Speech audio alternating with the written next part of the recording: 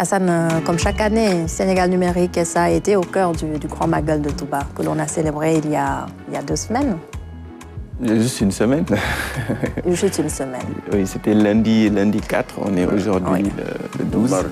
Alors, ah oui, ouais. Ça passe vite. Hein? Ça passe très vite, ça passe très vite. Et donc, comme tu l'as si bien dit, hein, Sénégal numérique, chaque année, accompagne le comité d'organisation du Magal de Touba pour tout ce qui est connectivité, notamment les dispositifs Wi-Fi éparpillés ça et là, dans les grandes artères, les grandes places de la ville sainte de Touba. Cette année aussi, le dispositif a été reconduit. Et il y avait également les caméras de surveillance qui ont été renforcées pour appuyer les forces de défense et de sécurité pour sécuriser le Magal. Et donc, au-delà de tout cela, il y a aussi des aspects liés à l'appui que Sénégal numérique fait à l'université Cheikh Ahmadoul Khadim de Touba, l'université de Touba, donc qui est en phase de finalisation, et également l'hôpital, le nouvel hôpital de Touba, à qui Sénégal numérique donc a proposé ses services de connectivité donc dans le cadre de son travail et de ses interventions, parce que c'est, comme vous le savez, hein, c'est un hôpital de niveau 3. Donc voilà tous les sujets qui ont motivé le déplacement du directeur général de Sénégal numérique SA à la veille du Magal pour rencontrer notamment le Khalif général, Serigne Mountakha, et également le président du comité d'organisation et non moins porte-parole du Khalif, Serigne Bassirou, mais aussi les autorités de l'hôpital. Donc je vous propose je vous propose donc de l'écouter, M. Cheikh Bahoum, directeur général de Sénégal numérique SA, qui revient un peu sur les points saillants de cette visite. Exactement. Comme chaque année, Sénégal numérique vient ici à Touba pour échanger avec le vénéré guide Serigne Mountakha Mbacké pour non seulement échanger sur les sentiers de la ville et échanger également avec le porte-parole de la famille religieuse de Touba, Serigne Bass Abdou Khadr. Nous sommes là pour montrer tous les chantiers qui ont été réalisés par Sénégal numérique, notamment en matière de sécurisation de la ville. Nous assistons les forces de défense et de sécurité en matière de connectivité, en matière de déploiement de caméras au niveau de la ville, mais également sur toutes les questions liées au Magal. Nous accompagnons en tout cas les organisateurs à déployer des points Wi-Fi partout sur la ville pour un Wi-Fi gratuit pour les pèlerins. Mais nous avons profité de l'occasion pour échanger avec le Khalif sur un chantier qui lui tient à cœur, c'est-à-dire l'université de Touba. Et à ce niveau, le président de la République, Macky Sall, a engagé Sénégal numérique de travailler en étroite collaboration avec ceux-là qui sont en charge du chantier, de permettre à cette université d'avoir de la connectivité grâce à la fibre optique de l'État, mais également de leur mettre à disposition les ressources que nous gérons, notamment les data centers que nous exploitons, qui peuvent permettre à cette université de pouvoir fonctionner de manière moderne et de manière convenable. C'est également le travail que nous faisons avec l'hôpital de Touba. Et très tôt ce matin, nous avons débuté notre visite dans leurs locaux pour également leur apporter cette aide et leur permettre également de fonctionner avec vraiment toutes les commodités qu'il faut en matière de technologie, en matière de connectivité. Et à ce niveau-là, vraiment, Sénégal numérique est en train de s'atteler pour que la ville de Touba ne puisse manquer de rien sur ces questions liées à la connectivité, aux télécoms, à la digitalisation de manière générale. Donc nous remercions l'ensemble des autorités qui nous ont reçus comme chaque année pour nous permettre d'échanger sur toutes ces questions. Aux moyens donc qui ont été déployés à l'occasion du Grand Magal de Touba, sans doute au grand bonheur des pèlerins, mais aussi des autorités religieuses. Effectivement, et c'est exactement ce satisfait-là qui a été décerné, donc, comme chaque année aussi, par le comité d'organisation, particulièrement la commission en charge des technologies de l'information et de la communication, qui a donc bien apprécié le déploiement de 12 points Wi-Fi à travers les différentes résidences Cheikhoul Khadim, au niveau de la bibliothèque, à Ndindi, à l'hôpital Matlaboul Fawzaini, etc., etc. Et donc, tous ces points ont permis, en tout cas, aux populations, parce que, comme vous le savez, pendant le Magal, avec le rush, il y a parfois des difficultés de connectivité avec les données mobiles.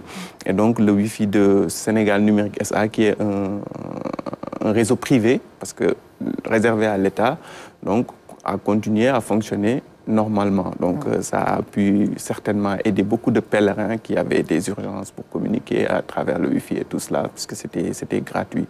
De la même manière aussi, près d'une 60aine de caméras de surveillance et également un dispositif de communication radio ont été mis à la disposition des forces de l'ordre, des forces de défense et de sécurité. Donc ces caméras sont connectées à des centres de commandement, ce qui permettait en tout cas au fur et à mesure aux forces de l'ordre de voir ce qui se passait au niveau des points stratégiques où ont été déployées ces caméras de surveillance. C'est entre autres voilà, les 2 points saillants du dispositif de Sénégal Numérique SA pour ce Magal 2023. C'est quand même intéressant cette sorte de collaboration ou d'appui aux forces de l'ordre quand on sait que la question de la sécurité est cruciale lors de ce genre d'événement. Effectivement, parce que c'est dans le cadre d'un projet beaucoup plus global, le projet Safe City qui fait partie de Smart Sénégal. Et donc, ce n'est pas seulement à Touba, mais les grandes agglomérations, toutes les grandes agglomérations du pays, on dispose donc de ces caméras de surveillance-là dans les grandes artères. Par exemple, je peux citer Mbour-Sali, je peux citer toute la région de Dakar, Saint-Louis, Ziguinchor, Kaolack, et toujours avec des centres de commandement qui permettent en tout cas de visualiser en temps réel toutes les images provenant donc de ces caméras-là. Et donc de pouvoir non seulement intervenir très rapidement s'il le faut, en cas d'incendie, d'accident, de troubles, mais aussi de dissuader les malfaiteurs, parce qu'en sachant qu'il y a des caméras qui vous surveillent, je pense que vous êtes moins enclin à commettre des forfaits.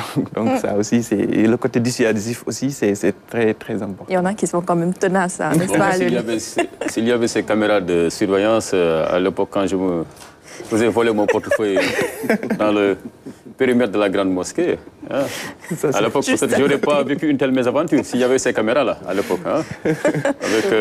Avec un ami, on venait de sortir du mausolée de Charmant de Bamba, et puis voilà, tout d'un coup, je sens que quelque chose vient de m'être enlevé. Quoi. Un certain vide. J'ai l'air bizarre, quoi. Et automatiquement, je pense au pickpocket. Et je tâte la poche, rien. Rien du tout. Oh là là, quel Magal. Heureusement, comme il y avait de la parenté dans la ville sainte, j'ai pu avoir le billet du retour pour aller Mbour. Et ça, c'est une mésaventure que vivent pour toi. Beaucoup de pèlerins. Parce que comme on le dit en Wolof, ni race ni gammo beaucoup.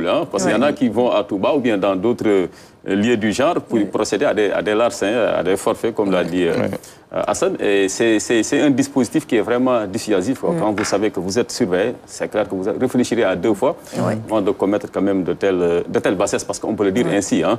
Parce que quand les gens viennent pour avoir des points auprès du Seigneur, vous êtes là pour leur enlever des objets précieux et autres, leurs biens. Vraiment, il faut être malsain d'esprit pour le faire. Exactement. Mais ainsi va la vie de l'homme sur Terre. Et puis, je pense que quand même, il faut toujours se préparer et être toujours sur ses gardes en de pareilles circonstances. Mais également, moi, comme je passe le Magal du côté de Dianatou, j'ai remarqué que cette année-ci, quand même, il y avait un problème de connexion, parce que quand même, le débit m'avait l'air d'être extrêmement lent. Beaucoup de pèlerins, quand même, sont pleins de cela. Ça n'a rien à voir avec le dispositif de Sénégal numérique, chapeau à Sénégal numérique, mais pour ce qui concerne les opérateurs de téléphonie mobile, Chaque année, ils promettent monts et merveilles aux pèlerins, aux comités d'organisation, comme quoi il n'y aura pas de souci de connexion à Touba ou bien à Tivaoune ou ailleurs. Mais ce que l'on constate sur le terrain, voilà, c'est récurrent. Il y a toujours on a toujours du mal à envoyer des messages ou bien à travailler même, parce que maintenant, c'est devenu un outil indispensable. Exactement. Par exemple, je pense à mes confrères de la presse qui ont fait le déplacement du côté de Touba. Ils étaient nombreux.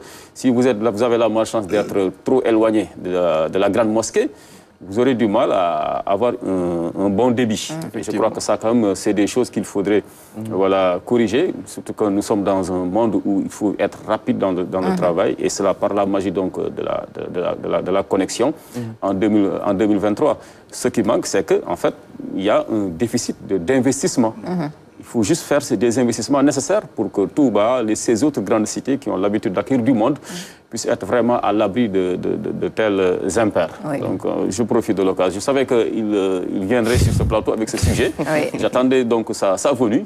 Voilà, pour faire passer mon message. Quoi. Et on allait parce que chaque année, dire la même chose, et on constate que sur le terrain, il y a peu d'avancées en la matière, il y a problème. Et même sur le réseau téléphonique, parfois, c'est un petit peu compliqué. C'était compliqué durant le Magal. Durant le Magal. J'en ai fait l'expérience. Même ici à Dakar, on a ressenti ça. Oui. Et Monsieur Thiam, vous avez été à Touba, non? Cette année, non. Non. Cette année, non. Mais bon. Mais les autres années, oui. Oui. Mais bon, comme Alun l'a souligné tout de suite, pour les reporters, les envoyés spéciaux qui ont été à Touba, il est nécessaire pour eux d'avoir une très bonne connexion pour justement envoyer leurs éléments. Et parfois, en parlant d'investissement, comme tu l'as dit, il y a certaines rédactions qui s'organisent. Je sais que je sors un petit peu de ton sujet quand même, mais je pense que c'est un petit peu lié. Certaines rédactions qui s'organisent pour remettre des outils, des modems aux reporters pour leur permettre de travailler de manière autonome. Oui. Effectivement, bon, nous, on l'a expérimenté dans le passé avec le journal Le Soleil. Quand les reporters allaient au Magal, on mettait à leur disposition des laptops. À l'époque, les laptops personnels n'étaient pas assez accessibles. On mettait à leur disposition des appareils, donc pour travailler. D'autre part, on leur permettait d'avoir de la connectivité. Et à l'époque, on achetait les clés. C'était des clés qu'on intégrait dans la machine et qui permettaient d'avoir de la connectivité. Mais aujourd'hui, il faut le dire, effectivement, il y a un déficit d'investissement. Et malheureusement, nos opérateurs, ce n'est pas seulement nos opérateurs, au Sénégal, c'est courant. Vous allez dans les banques, vous allez dans les sociétés d'assurance, vous allez dans d'autres services. La gestion des réclamations clients pose problème au Sénégal. C'est un problème récurrent. Et chaque année, effectivement, les opérateurs disent que des investissements ont été faits pour prendre en charge les millions de pèlerins qui affluent vers les villes saintes, que ce soit le Magal. Bientôt, ce sera le Gamou. Et vous verrez, les mêmes problèmes que vous avez soulignés vont ressurgir. Maintenant, il s'agit pour ces entreprises de savoir gérer les aspects réclamation, la prise en compte de la satisfaction client. C'est un problème que j'ai remarqué, en tout cas au Sénégal. Dans d'autres pays, une fois on pose le doigt sur le problème, l'année qui suit ou les mois qui suivent, le problème est totalement résolu. Mais au Sénégal, c'est récurrent. Je pense que c'est les régulateurs. Il y a les régulateurs qui doivent jouer leur rôle. Les sanctions, la loi prévoit des sanctions pécuniaires, financières, quand, par exemple, des entreprises qui ont à qui on a octroyé des licences d'exploitation et qui sont un quasi-monopole, ne remplissent pas leurs obligations commerciales vis-à-vis de leurs clients. C'est ça. Je pense que ça, c'est le rôle de la RTP, justement. La RTP, effectivement. De temps en temps, vous les entendez infliger des sanctions aux opérateurs, et c'est justement pour ce genre de choses-là. Oui. Radi, toi, tu es reporter, hein, journaliste reporter, le terrain, tu es très familier. Sans doute, tu as eu à être confronté peut-être à ce genre de scénario, à la couverture peut-être de ce genre de rencontres de grande envergure, avoir des problèmes de connexion pour envoyer ces éléments à temps. Oui, bien sûr, mais ici au Sénégal, quand même, on est vraiment en avance. Hein. On est vraiment en avance sur les high-tech, comme le Sénégal numérique est là, il est présent. Et bien sûr, donc je salue vivement ce dispositif mis en place lors du Magal de Touba. Et je n'y étais pas, mais ma famille si. Et vraiment, ils ont apprécié cette connectivité. Et donc, juste une question à Hassan. Quel genre d'intervention le Sénégal numérique donc, a fait à l'hôpital? Alors, à part le Wi-Fi. Oui, l'hôpital de niveau 3, qui a été inauguré il y a 1 an, je pense, par le président de la République, c'est un hôpital moderne, donc, qui a besoin de beaucoup de connectivité pour certains de ses services. Et vous n'êtes pas non plus sans savoir que le chef de l'État, lors de ses derniers discours à la nation, avait parlé d'une digitalisation globale du système de santé. Et donc, c'est dans cette logique-là que Sénégal numérique est allé vers cet hôpital pour leur proposer des services pour fonctionner de manière beaucoup plus dématérialisée, donc digitalisée. Notamment, par exemple, j'ai déjà amené ici un sujet sur l'hôpital général Idrissa Pouye de Grand Yoff, où nous avons fait beaucoup d'interventions. Actuellement, par exemple, pour ne citer que cet exemple-là, où vous pouvez prendre votre rendez-vous dans cet hôpital en ligne pour certaines interventions. Donc ça, grâce à une plateforme qui a été développée en partenariat donc, avec cet hôpital par Sénégal Numérique SA. Et donc, c'est ce genre de service que Sénégal Numérique propose à l'hôpital. Également, la fibre optique de Sénégal Numérique est déjà à Touba, au niveau, par exemple, de l'université Cheikh Ahmadou Bamba, mais aussi, il est possible donc de tirer cette fibre optique jusqu'à l'hôpital pour leur permettre d'avoir un bon débit et de pouvoir donc fournir des services beaucoup plus efficaces avec beaucoup plus de célérité. Satisfaite? Satisfaite. Alors, c'en est tout, Hassan? Oui, c'est bon. Merci beaucoup. Mais tu restes avec nous jusqu'à 8h. À 7h passées de 14 minutes, nous allons passer à la première partie avec notre invité.